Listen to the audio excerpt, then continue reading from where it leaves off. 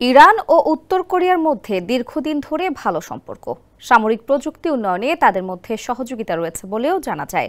এই দুই দেশই পশ্চিমা বিশ্বের নিষেধাজ্ঞার শিকার এবং নিজেদের প্রতিরক্ষা সক্ষমতা বাড়াতে পরস্পরের উপর নির্ভরশীল। তাই ইরানে ইসরায়েলের হামলার পর থেকেই বার্তা দিয়ে আসছিল কিম জং উন। এবার রোববার ইরানের পারমাণবিক স্থাপনায় যুক্তরাষ্ট্রের হামলার ঘটনায় তীব্র নিন্দা জানিয়েছে উত্তর কোরিয়া।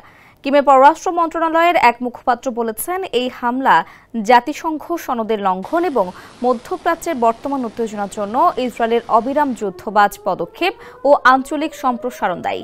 পশ্চিমা বিশ্ব ইসরায়েলের এই কর্মকাণ্ডকে সমর্থন দেয় এবং উৎসাহিত করে। যমুনা ইলেকট্রনিক্স ঈদে ডাবল খুশি অফার সিজন 3, যে কোনো পণ্য কিনলেই পাচ্ছেন নিশ্চিত ঈদ উপহার।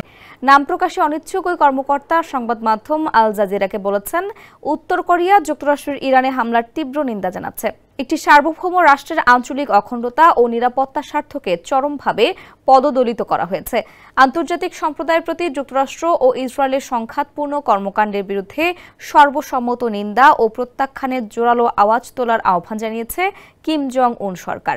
উত্তর কোরিয়ার এই কড়া প্রতিক্রিয়া মধ্যপ্রাচ্যের চলমান সংঘাতকে ঘিরে আন্তর্জাতিক ভূ রাজনৈতিক মেরুকরণকে আরও স্পষ্ট করে তুলছে।